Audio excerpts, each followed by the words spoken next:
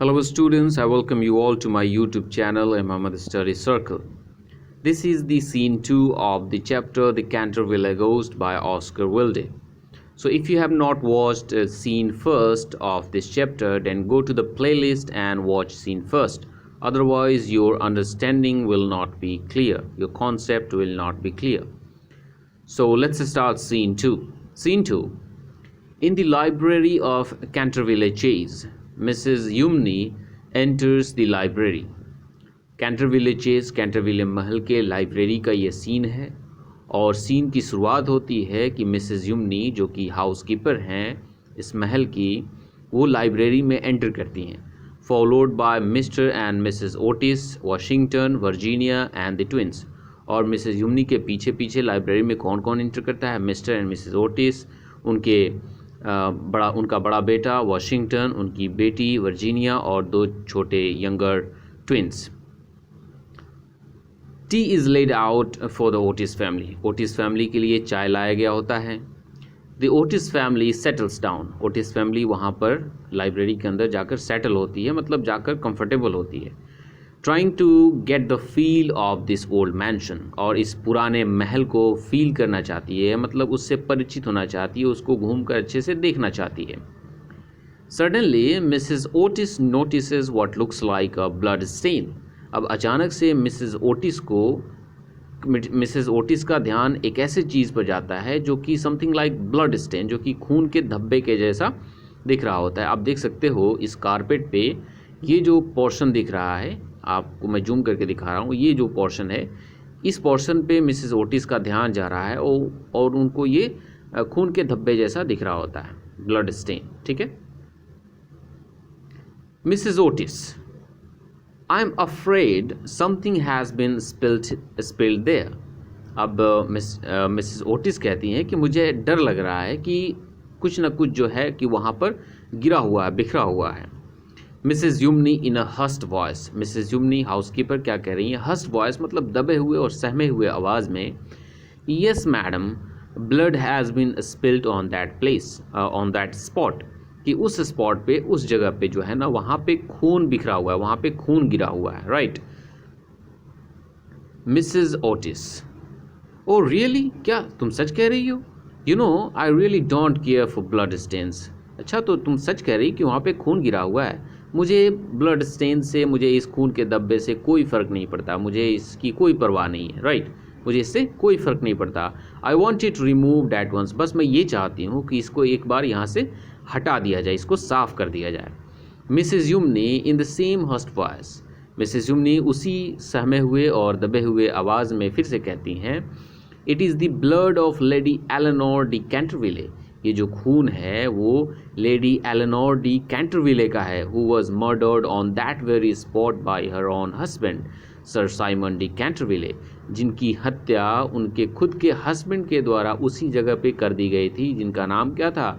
Sir Simon de Canterville. In 1575, मतलब 1575 में lady Eleanore de कैंटरविले की हत्या, उनका मर्डर उनके हस्बैंड ने कर दी थी उसी जगह पे, और उसी का खून वहाँ पे, उन्हीं का खून वहाँ पे गिरा हुआ है, बिखरा हुआ है। 9 years after the murder he disappeared, मतलब हत्या के 9 साल के बाद वह डिसअपियर्ड हो गया, वह विलुप्त हो गया। कौन? Simon de Canterville. Sir Simon de Canterville अपनी पत्नी की हत्या करने के 9 साल बाद एकदम डिसअपियर्ड हो गए, रादर मिस्टीरियसली, मतलब बहुत ही रहस्यमयी ढंग से वो विलुप्त हो गए। His body was never found, और उनकी जो बॉडी थी, उनकी जो डेड बॉडी थी, वो किसी को भी नहीं मिली।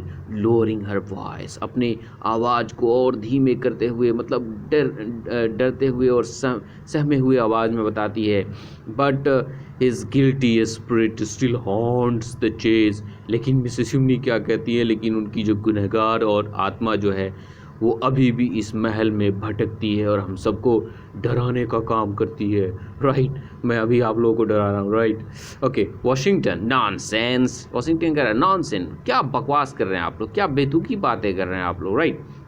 Watch me remove the stain, देखो मैं इस ब्लड स्टेन को, इस दाग को, इस धब्बे को कैसे हटाता हूँ। He takes out a small stick from his bag and rubs it over the stand.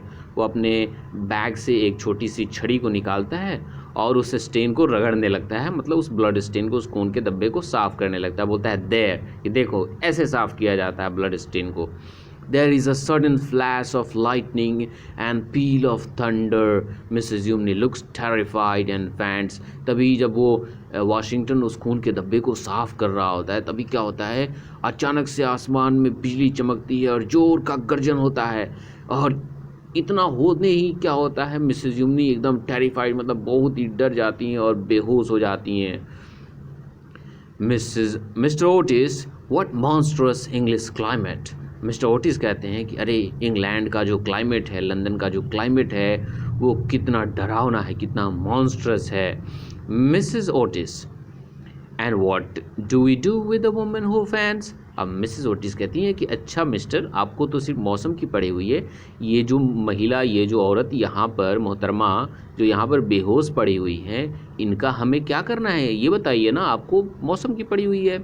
Mrs UMoney revives and looked at the Otis family. तभी क्या होता है, मिसेस यूमनी को फिर से होश आ जाता है और वे ओटिस फैमिली की तरफ देखने लगती हैं। मिसेस यूमनी फिर से क्या कहती हैं, I have seen things with my own eyes, कि मैंने अपनी आँखों से ये सारी चीज़ें देखी हैं sir, which would make anyone's hair stand on an end, कि मैंने जो चीज़ें देखी हैं वो किसी के भी रोंगटे खड़े कर सकते हैं।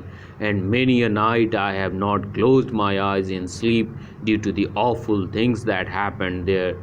और कई रातों तक जो घटना यहाँ पर हुई है उसके वजह से मैंने अपनी आँखों को बंद नहीं किया है, मैं सो नहीं पाई हूँ, मैंने झपकी तक नहीं ली है, मैं इतनी डरी और सहमी हुई हूँ। Mr Otis, it's all right. Mr Otis कहते हैं it's all right Mrs Umney, there is nothing to fear, कि मिसेस यूमनी सब ठीक है, डरने की कोई ज़रूरत नहीं है। एट एनी रेट, किसी भी हाल में, किसी भी तरह, घोस्ट्स डोंट फ्राइटन अस, जो ये जो भूत हैं वे हमें, मतलब जो हम अमेरिकन फैमिली है, जो ओटिस फैमिली है, ये ओटिस फैमिली को नहीं डरा सकती है, चाहे वो भूत कितना भी डरावना क्यों ना हो। और ये जैसे ही मिस्टर ओटिस इस बात को कहते हैं, द चिल्ड्रन लाफ, उनके बच्चे, उनकी जो फैमिली है, रेस्ट ऑफ द फैमिली जो कि बच्चे हैं, वे हंसने लगते हैं। So this was the scene 2. I will see you in the next session with the scene 3. Till then, what you have to do is that to like the video, comment down below and subscribe the channel. See you with the scene 3. Bye bye.